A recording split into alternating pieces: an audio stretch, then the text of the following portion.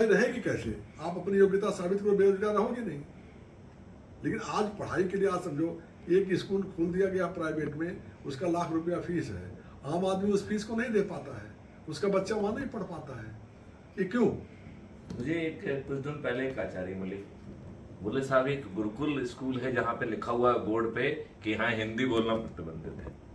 अब हम कितने बेकार लोग हैं। ये अपने देश में है कि बाहर? हम अपने देश में, नहीं अहमदाबाद में नहीं, ये मैं कह रहा हूँ, ये हमारे देश का कानून है ना। हाँ।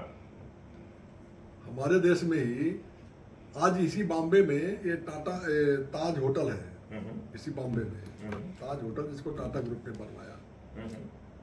तो उस होटल से पहले बॉम्बे का सिटी सिविल कोर्ट है। बॉम्बे के सिटी सिविल कोर्ट के बगल में एक होटल था, उसी तरीके का, वो अंग्रेजों ने बनाया था होटल को, जिसमें धोती पहन के जाने के लिए प्रतिबंध था। और टाटा को वहां पे जाने नहीं दिया गया, जमशेदजी टाटा को। अच्छा, वो उस समय धोती में होंगे। हाँ भाई, अब हिंदुस्तानी है, उनको अपने हिसाब से अपना ब्रांड, उनको नहीं जाने दिया गया। हाँ। उस अपमान की वजह से उन्होंने टाटा होटल का निर्माण किया, अपना ये ताज होटल का।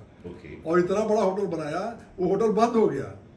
वो होटल बंद हो गया, जिस होटल में जाने से मना किया, होटल बंद हो गया, खत्म हो गया। बिल्डिंग है आज भी, अभी तो मेरे का जेट से कभी मौका मिले देख लीजिए, सिटी सिविल कोर्ट के बगल में बिल्डिंग है, वो होटल बंद हो गया। और ताज बनाया, दुनिया का सबसे टॉप का होटल बनाया। आज देखिए, आज हम लोग अपनी चीजों को समझ नहीं पाते।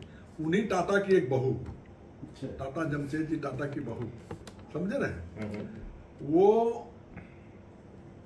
224 कैरेट का डायमंड उस समय पहनती थी।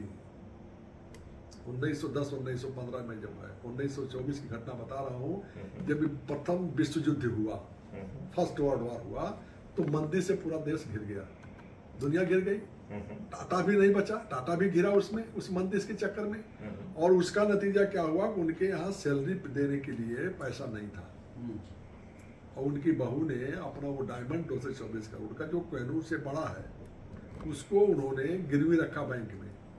उस समय 1 करोड़ रुपया उसके एवज में मिला। सोचो कितना बड़ा, कितना कॉस्टली हीरा रहा होगा।